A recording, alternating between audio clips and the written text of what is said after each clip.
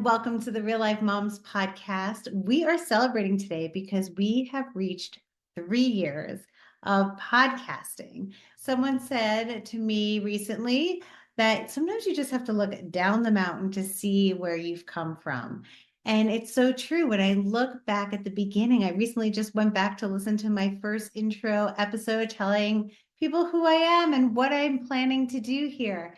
And it's amazing how much the Real Life Moms had progressed and changed, and how many amazing moms we have gotten to have conversations with, and how much knowledge I personally have gained. And I hope you've also gained that along the way. Now, for today's celebratory episode, I am taking the number one episode from 2024. And that episode is Are Subliminal Blocks Holding You Back? With Elvira Cabreja. And we're going to replay this episode. I remember talking to Elvira, and I was really, really intrigued about what she said. I had learned so much, and I didn't even realize how many blocks I actually had, even though I've done so much work on myself. So I hope you enjoy this episode. Please pass it along to all those moms out there that need to hear it. And thanks again for supporting Real Life Moms. And here's to going into our year 3. So now here's our episode. Welcome back to the Real Life Moms podcast, where we can take a much needed break from parenting and take time to focus on ourselves. I'm Lisa Foster, your host, and today we're uncovering subconscious blocks around money that hold us back. And I am here with Elvira Cabreja. She is a trauma-informed success coach, and she's going to help guide us as we uncover our root cause of our money blocks so we can make more money. I'm so excited. Thank you so much for coming on the show today. Oh, thank you for having me. I'm so excited. I love the talk about money to begin with. I know you really get to the subconscious level of it, and I think that's so important. But money talk is kind of taboo to begin with, right? Like people don't talk about it. We don't talk about it with each other. But there's a lot of underlying stuff which you're going to help us through that can really hold us back from our potential. Yeah, absolutely. And that's so funny because we live in a world that money is needed for our survival. It's not like it's nice to have, it's what we need to our survival. And it's so interesting that it's still where we are, that it's a taboo topic. Yeah. It's like it also, the results of how much we have, I feel like it makes us feel like we define ourselves by it, like how well we're doing in life. And I think maybe it's taboo also because of the insecurities that are around it when we're talking about it. Yeah, absolutely. And we are our generational patterns and our family conditioning play a big part in that, Mm. right? So coming from a male-led generation where it's like they are the ones that make the money, and in the male aspect, they don't have problems speaking about their money. Mhm. It's us women, especially moms, right? Because us moms, if we're doing part-time or stay-at-home mom, there's a feeling connected to that we are beneath, right? That Mhm. we are submitting to the men or, whatever it is. And all of this is subconscious. We don't even realize that that is playing out in the background, which then we feel a certain type of way, which we then feel unsafe even talking about it with even our closest friends. So true. Now, I know that you kind of have your own blocks that you overcame, right? I know that on the outside, your life might look a certain way, kind of perfect, but on the inside, you weren't necessarily feeling that way. So, do you mind sharing a little bit about your background and maybe some of the steps you had to overcome with your blocks? Yeah, absolutely. So I am a wife and we've been together for over 20 years, married 15, and we have 4 kids. They range from ages 13 through 4, 3 girls and my baby boy. And I have a degree in computer science. And then life happened and we made the courageous choice for me to leave corporate Mm. so that I can be more present, because we were consciously creating our family, right? And we noticed how the patterns, belief, and our trauma were playing out as parents and in our kids' lives, right? But coming into entrepreneurship, that's no joke, right? And being a mom, revolving her life around her kids, and then creating an entrepreneurship journey around that it's like so much like dynamics, and it was crazy. So I came thinking that I was going to use the same skills that made me successful as a project manager in the IT industry, right? Like I was making 6 figures plus in a prestigious job, but then we chose for me to stay home, right? And that really like shocked everybody around us so much that they would call my husband. It's like, is she okay? Is everything okay? And we're like, oh, we're more than okay.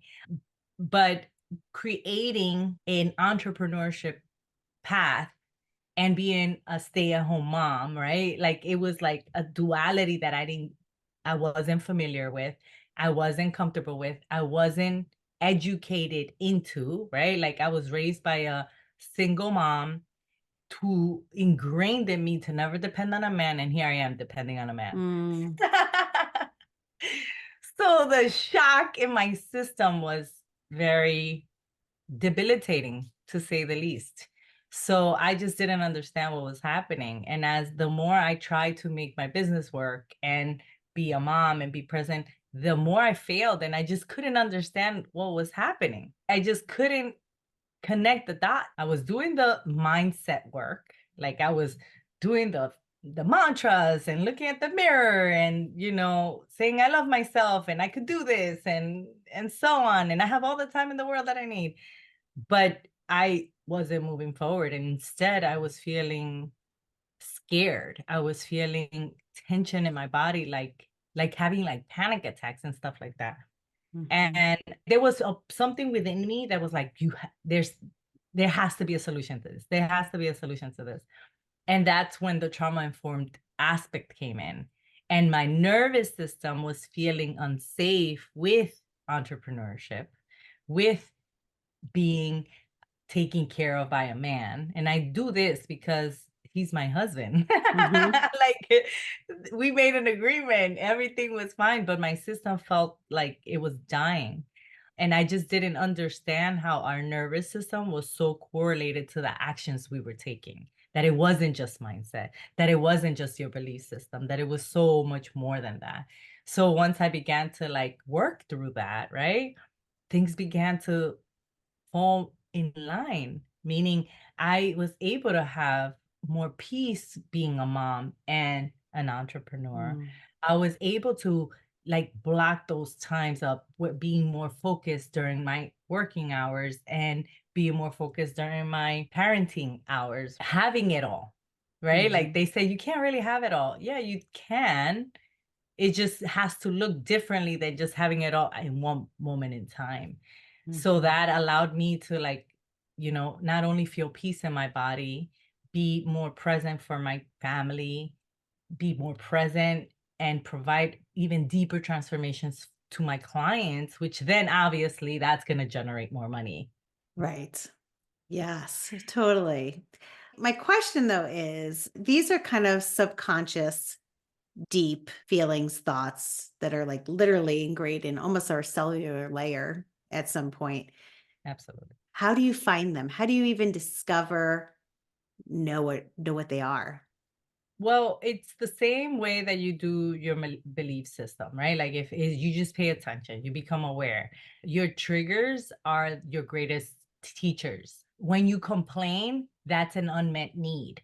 So paying attention, what triggers you, what makes you sad or angry or frustrated, those quote unquote negative emotions. And I say quote unquote because no emotions is negative, right? All emotions are just information, right? Mhm. Like anger is such a beautiful emotion to have. It actually moves us into change, but we are all afraid of feeling anger, right? Mhm. This is like how you get to uncover what's really going on. And when you can say, oh, I got triggered by that, and just becoming open and curious throughout your experience in life, throughout a conversation between you and I, through just looking at your kids, through watching a movie. And it's like, it's so interesting. It's like everything is data, but if you're focused enough, you can find so much of what is happening within your internal world by just being curious and be like, why did I get angry about that? For example, one of the key triggers for me is when somebody's trying to sell me and they just like, oh, hi, how you doing? And they like, oh, you're so great and this and that. And like, oh, we have this in common. And then the moment that I say, oh, no, I'm not interested in your product, they ghost me, Yeah, right? totally. And Yes. and then I would get triggers like, oh my God, they're so fake. But when I became open and curious about why I so triggered in that is I felt played. I felt taken advantage of. And then what is that? Like I just keep going to the deeper and deeper until I find the root cause of the problem. And like, for example, in that is like, well, I'm connecting fakeness to entrepreneurship, that then I don't want to be fake. And then even deeper than that is like, where is that even coming from? Like, are you correlating that? Well, my dad was an entrepreneur and he lived a life that wasn't integral. And I don't want to correlate myself to that. And it just like, how deep is that? It's And almost, this is practice. It takes practice. So listeners, just be open and curious. And if you can get to that one first layer, that's progress. and that first layer being the feeling, right? Like Yeah. the anger. So collecting the data of what's going on and how you're feeling. And can I also ask, I mean, these are negative emotions, right? Could there be positive ones too? Yeah. Emotions are energy emotions. They are also data, right? Extremes of emotions are not good, right? Like Yeah. the extremes of like super joyous, super everything, right? To super angry, super dysregulated, or like dorsal, meaning like shut down. I don't want to go anywhere. We don't want to go there for too long. However, we shouldn't be making meaning of them other than, oh my God, I feel like I don't want to see anybody, and giving ourselves permission to feel that. Right. And then with the like, I'm super excited and I want to just like, travel the world. If you have it, great. But if you put yourself in debt because of that one feeling of really running towards I just want to feel that spark, you can easily get yourself into a lot of trouble too. Right. So at the end of the day, is like looking at these emotions as, okay, is this an emotion that I want to overcome, or an emotion that I want to learn from? Right. And when it comes to joy, like for example, for me, what happens with me is that I get too excited about, let's say, a product, instead of like pausing and allowing myself to feel that excitement and then make the decision. Sometimes I take action on the excitement, which then puts me into trouble, and then I will regret it. It's really about pausing in the emotion, responding to it versus reacting to it.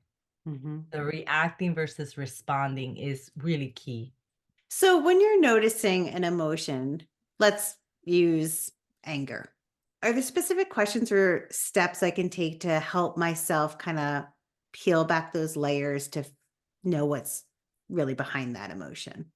Yeah, I mean, and I would love for anyone to practice their intuitive knowledge around this, and I can give you a bunch of questions, but it's even more important for you to cultivate that curiosity within yourself so that you know what questions to ask yourself. Like I'm really big about providing that empowerment, like that inner power within you, and cultivating that for my clients so that they don't always think that they need me to get to the root cause. My goal is to teach you how to get to your own root cause. For example, I'm angry. I saw something or somebody spoke to me and that angers me. So it's really about being open and curious. So it's like naming the emotion is extremely important. I feel angry. You don't know how many women, especially moms, that do not give themselves permission to honor that feeling, to say, to really like admit, I am angry. And then if you give your permission, can I say, do I really feel upset or am I angry? That's a great question to ask. Challenge yourself. Then the simple question is, why am I angry? Yeah. I don't know. But if you did know, why would you be angry? And that one question is so powerful. If you give yourself the opportunity to answer, if you did know, the first thought is the reason. And then once that comes through, oh, I didn't like the way they spoke to me. Why didn't I like the way they spoke to me? Right? Like, become that third person, right? Within yourself. Cultivate that relationship of asking yourself, if it was your child, how would you walk your child through uncovering what's behind the anger? Is how I would encourage you to do that. Do it for yourself, right? Because how many times do we take our kid and they're upset about something? And it's like, well, what happened? Well, why do you feel that way? Right? Those questions come so easy, but it's almost like turning that mirror onto yourself and doing the same thing just for yourself. And I love that you said it's the first thing that comes to your mind, because that is your subconscious mind, right? The conscious mind is the one that's like thinking about it and figuring out, but the subconscious mind is that one that just pops in, and it's that thing that just comes into your mind. Yeah, and a quick tip I want to give our listeners is that when we look up, we're actually tapping into our conscious mind. Ooh. But when we look down, we're tapping into your subconscious mind. So you'll notice that when we're feeling really deep, strong emotions, we'll like look down and like feel, right? So when you're actively wanting to tap into your subconscious mind, like looking down will help activate that. Wow. Yeah. So, there's little tricks, and at the end of the day, it's really about cultivating your inner wisdom, because you have all the answers, like all of them.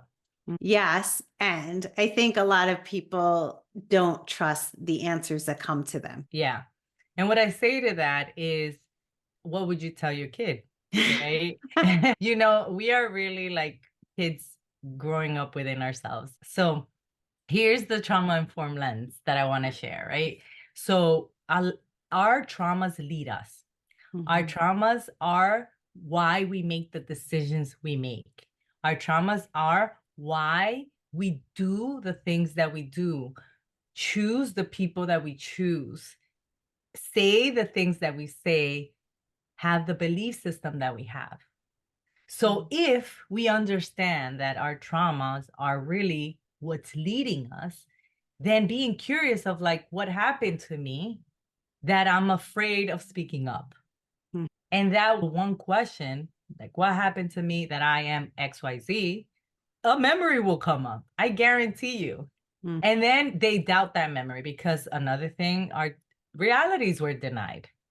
So it's like such layers. And it's like, oh, okay, so we are conditioned to not believe ourselves because we were trained to believe other people above ourselves. So now we have to untrain that, honestly. Like, conscious living requires you to become conscious. And if you're consciously doing parenting that way as well, you're most likely teaching your child to tap into their inner wisdom and trust it above yours. You have to mirror that within yourself as well.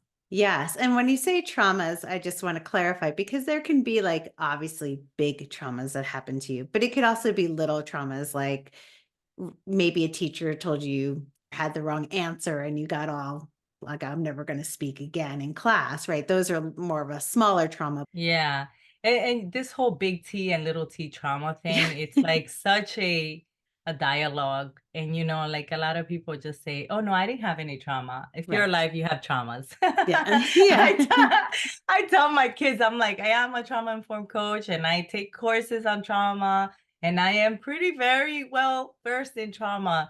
And I am traumatizing you. I am not consciously or intentionally doing that. So just know that.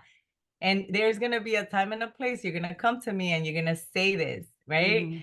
And I am going to be open and curious. And I want you to know that you can come to me. But honestly, that's what happens. And the big T and little T trauma, what is that? Big T trauma is getting in a car accident, being in war, getting molested, and like big action based, mostly traumas. Mhm. But little T traumas are more defined as emotional traumas. Mhm. And they could be equally or even bigger than the capital T traumas. Mhm. Let's talk a little bit about our blocks and money and being able to make more money. I can think of like for myself, I definitely have blocks. I mean, I try to work on them, but I honestly feel like I work on them and then I get sucked back into them. And then I try to work on them. I'm like, work on them again to the point where it does hold me in a spot. It's hard to move forward in my business because I feel like I just keep getting sucked back. And for instance, I'm going to give you an example of probably like one of my little T's. I think I always grew up like we never had enough. There was never enough money, right, in the house. And it's not like my parents made me feel like that. It was just there. It was just an undertone. And for me, I work in private practice. I have my own private practice. So I am a craniosacral therapist. And so it's kind of free for me to give and help people, right? Like I'm not physically really spending money on my trade. So when someone comes in, the story that I tell myself is kind of like this person's not going to be able to afford these treatments. They're not going to be able to afford this. It's a story. It doesn't make any sense. It's not their story, but it's the story, right? And then even if I can get over that story and I kind of go through the layers of where it's coming from, then what happens is I do get paid, right? Like I get paid of what I'm worth. I actually have an amount, but I find myself getting rid of that money pretty quickly. Whether there's like, oh, let me just donate to this or buy this or do that. Like having to keep that money also is an issue, right? Because I'm actually giving it away. So that's still not good. How do we use these blocks to help us really propel us forward and not just keep getting sucked back into them? Yeah. So we love pattern, right? Patterns. Yes, we Like do. we are habit beings. It really is beautiful because it can help us succeed. And the habits that are disempowering, right? They're Mhm. really just safety mechanisms. That's all they are. Patterns that are not serving us have a value to us. And the goal is to find what is the value, right?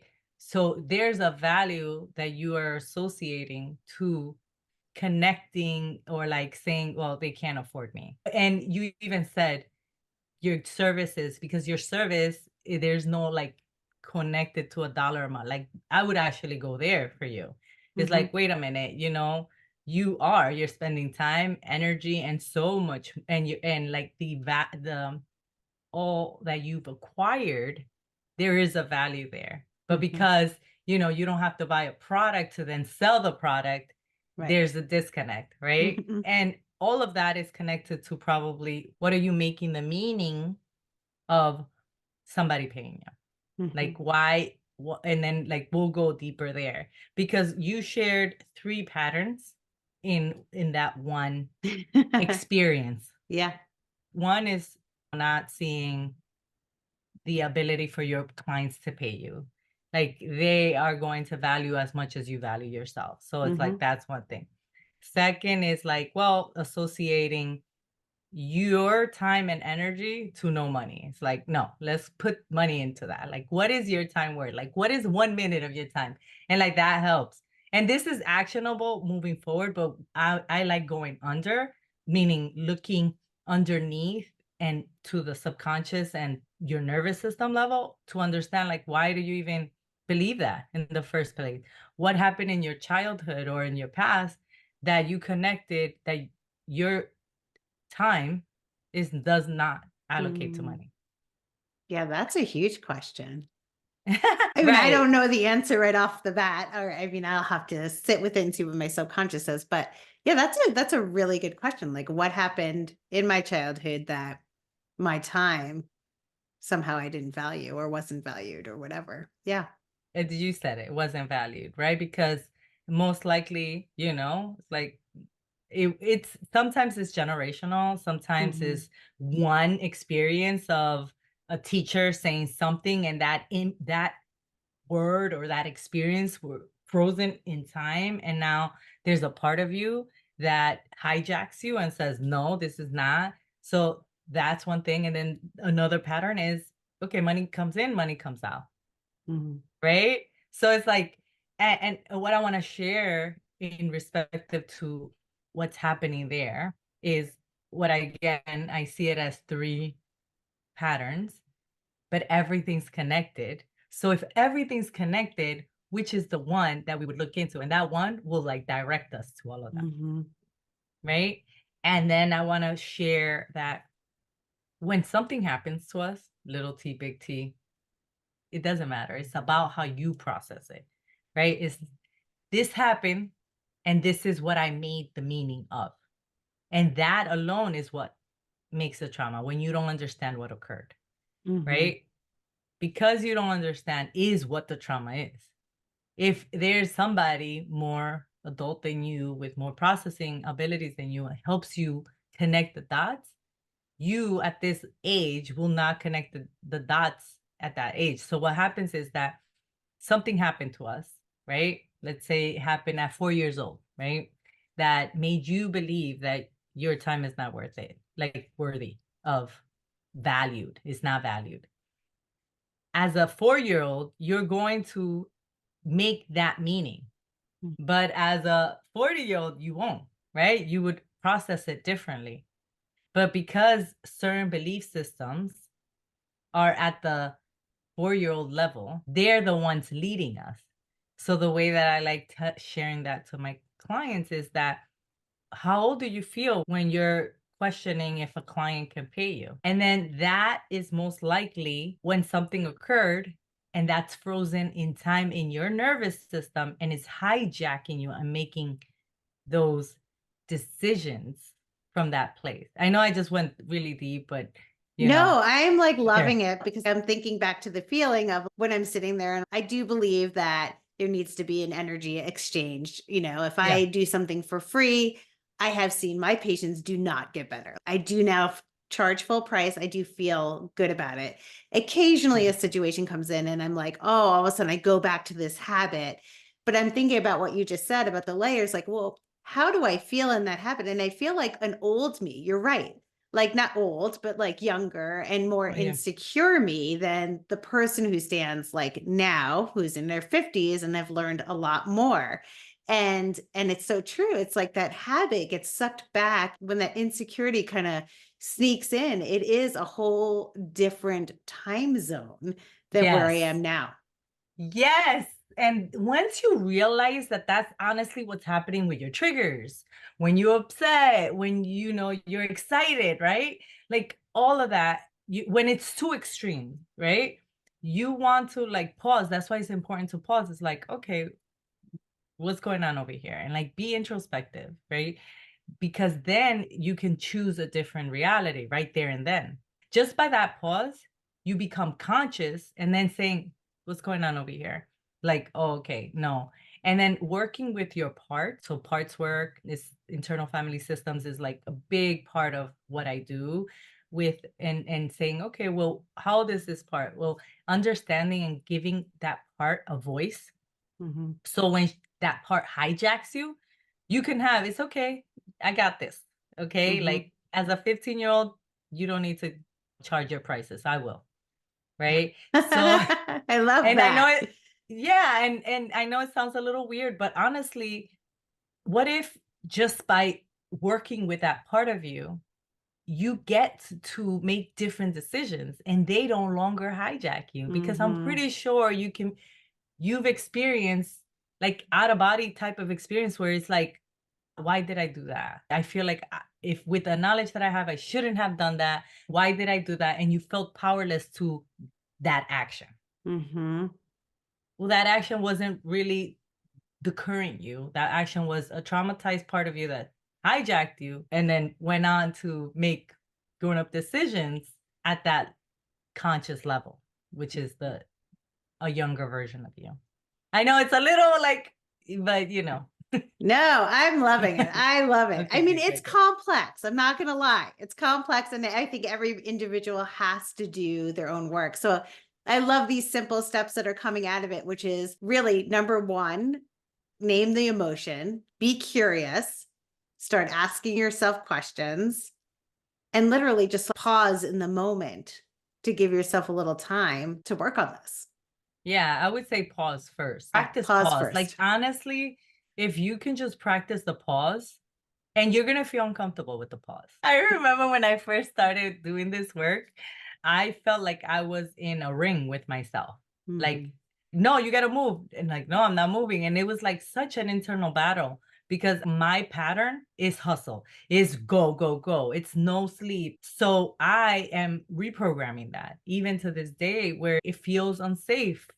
I want calm and pause to feel safe, Mhm. but I am still reprogramming how speed and going feels safe. So I don't longer want that. I don't longer want that to be my reality. So if you take anything out of today is pause. Pause and be open and curious.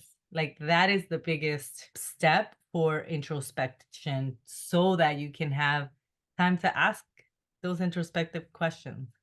Yeah. And then start peeling back the layers of the why, what's The going why, on. yeah, that's like later, right? Yeah. Get to that. Yes. Yeah. So this has been so great. I love that actionable step that everyone listening. I usually ask like, what's an actionable step? But you just gave it to us. So awesome. We're going to pause and ask those questions and be curious. I think those are our first steps because these are big. And like you said, Yeah. we all have big traumas, little traumas. We all have them in some shape or form that's really holding us back from being as successful as we want to be. Yeah. Even as parents, right? With myself as a mom, my kids are always triggering me. It's like, wait, what's coming up? And this is the easiest way to practice because as moms, we have little triggering machines walking around us all day. We should pay them. Yeah, I'm working on my trauma. Let's talk. Yeah, right? It's Yes. big, big stuff. That is big. I love it. I love the work that you do. So tell us where the listeners can find you. Yeah, I am on most social media platforms. I hang out mostly on Instagram and Facebook at Elvira Cabreja is like my first name, last name. Great. And do you do coaching as well? Yeah, I currently focusing mostly on one-on-one coaching, but I do master classes at times. So definitely keep an eye if you want to know deeper on that. And I do have a freebie on the top 5 subconscious money blocks entrepreneurs face. So Oh, that one's a really good one because it goes a little bit deeper and has some exercises at the end. awesome. So I'll put that in the show notes for everyone to grab. And that would be really helpful because as we're getting curious and taking our first steps and asking those questions, then we can check out that freebie and learn our next steps. Yes. Well, thank you so much for coming on and talking to us today. This was really eye-opening, and I'm looking up, I'm looking down. Now I'm thinking, what's my subconscious mind? I'm going to be curious about everything, but this is really great, really helpful. I think it's going to help a lot of moms out there. Awesome. Thank you for having me.